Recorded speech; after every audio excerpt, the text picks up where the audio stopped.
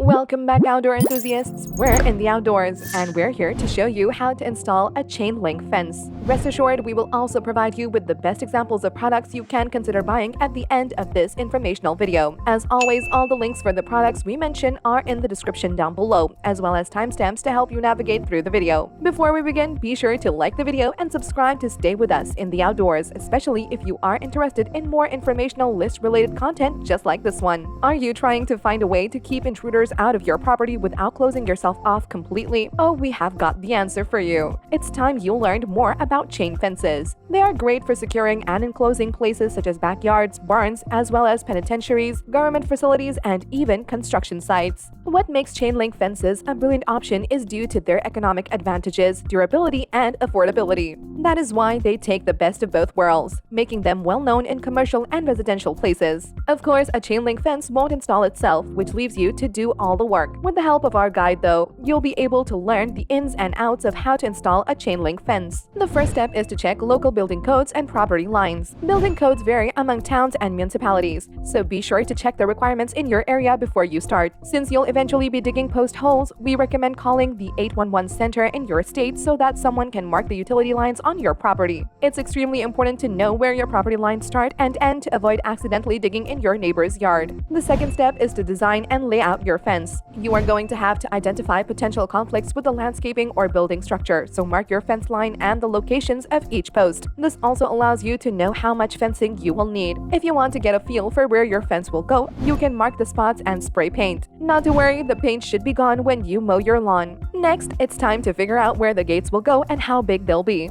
Do note that on larger projects or longer fences, you may opt to place more gates to avoid long walks. Just in case you have large equipment such as riding mowers, lawn tractors, or vehicles, you might want to consider installing a double gate. The third step is to purchase the required materials. You will need to invest in all the necessary equipment. When excavating for post holes, it's a good idea to first dig a few test holes to see what you're up against. Aside from pointed shovels, post hole diggers, and picks, you might need small jackhammers for rocky or hard soil. On top of that, you will need concrete mixing items such as wheelbarrow, mortar pans, and mixing holes. A-level come-along wire cutting pliers and locking pliers will also be necessary for the installation process. The fourth step is digging and installing posts. The post anchors your fence, so once you've dug the holes and set them in the ground, secure the post with concrete. We suggest digging 3 times wider than the diameter of the post itself and placing a third of the post underground. As a rule of thumb, posts need to be spaced evenly around 4 to 10 feet apart for aesthetic purposes. You can now mark the layout using string and batter boards. Place the batter boards beyond where the fence corners will be located and tie a string to them. These boards enable you to adjust the string to mark the layout as opposed to using a single stick. To square the corners, measure 3 feet along one string and 4 feet along the adjacent string. The diagonal between them must be 5 feet. Just tweak the strings if it isn't. You can now mark the posts and their spacing with stakes. The typical spacing ranges from 6 to 10 feet on center.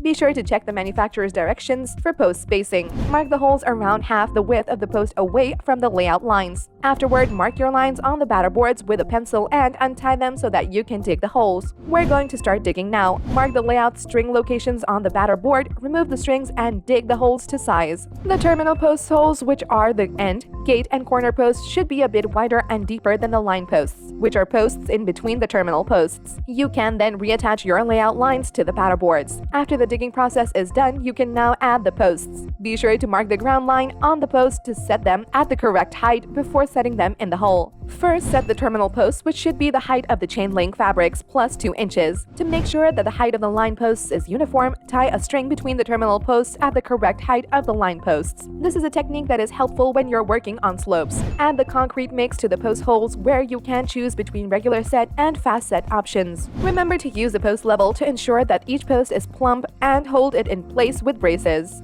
The fifth step is to install rails, post caps, and tension bands. For post hardware instructions, slip on an end brace band and tension bands with the flat side out at each terminal post. Slide on another end brace band with an end cup and add the post cap. For corner posts, add tension bands for each direction and alternate the cups of the brace bands, one up and one down. By offsetting the cups, you'll be able to keep the top rails in line. As for the installation of the fence rails on the line posts, add the offset loop post tops with the offset toward the outside. Install the tension wire along the bottom about 2 inches from the ground and on the same side of the fabric. The sixth step is to roll out and attach the fence material. Unroll the fabric on the ground and slide a tension bar through the first row of diamonds. Secure the tension bar onto the terminal post using the tension bands and carriage bolts. The fabric must expand past your end post to remove excess fabric at the end. Open the top and bottom loops of a fabric strand, then twist them out. Wrap the fabric around the post and insert the tension bar about 3 feet from the end. Attach a come-along to the terminal pole using a temporary tension band. Hook a stretcher bar to the tension bar, attach the come-along, and tighten the fabric. You'll know when the fabric is tight enough when you'll be able to squeeze the diamonds just a little bit. Pull the rest of the fabric towards the terminal post and insert a tension bar through the fabric as well as tension bands on the post. You can now tighten the bolts and remove the come-along and temporary bar. Now attach the fabric to the post with fence ties around every 12 inches as well as along the top rail every 24 inches. Along the bottom, be sure to secure the fence to the tension wire using wire clips. The seventh step is to tighten the fence material. Chain link fencing must be stretched tight or else it will droop or sag. Use a come-along to pull the fence tight to remove any excess slack. Attach it to the end post with a tension bar. This requires a decent amount of strength, so we suggest asking for help from a friend or two. The eighth step is to remove the excess fencing. Any extra fence left over past the tension bar can be easily removed with ease by unlocking the top and bottom weave and pulling the strand. You can then tighten the bolts on the tension bands and release the come-along. The ninth step is tying the fence to the rails. Using tie wires, which are separate aluminum wires, attach the fencing to the top rail of the fence, slide the tie wire through the loop on the top of the fence link, around the rail, and back around the fence. Then tie it tightly in place. Be sure to place the wires every 24 inches along the top rail. The 10th and final step is to attach the gate. Attach the gate hinges to the post around 8 inches from the top and bottom. The top pin should be facing down while the bottom pin should be facing up. You can loosely attach the frame hinges to the gate at this point. Use blocks on the ground to set the gate around 2 inches above the ground and adjust the frame hinges to fit on the post hinges and tighten them. Finally, attach the latch at a comfortable height on the gate and secure it with nuts and bolts. Then that's it. You're all done. Now that you have a pretty good idea about how to install a chain link fence, we're pretty sure that you'll want to get the work started right away. Before that though, we highly recommend taking a look at our top recommendations. Our first recommendation would be the Adjust-A-Gate chain link gate. This chain link gate fits openings from 24 inches to 72 inches wide, making it a great custom solution for any special-sized gate opening. Thanks to its anti-sag chain link gate kit, you will be able to keep your gate from sagging or dragging. This makes the unit ideal for fencing contractors who are interested in increasing efficiency while decreasing wasted materials. It is also worth noting that this unit is installed on site to perfectly match your gate opening. You can simply telescope the top and bottom rails to size and secure them with the included tap screw. Right out of the box, the set comes with everything you need to build a chain link walk-through gate, such as a steel gate frame, powder-coated chain link, a lockable latch, gate hinges, and steel wire ties. We highly recommend this for homeowners and contractors alike. Our second recommendation would be the SuperHandy Driller. SuperHandy's battery-charged earth driller features a 6x30-inch earth auger bit made from alloy steel blades for optimal digging performance. Unlike its gas counterpart, this 48-volt drill does not produce any smoke while operating relatively quietly.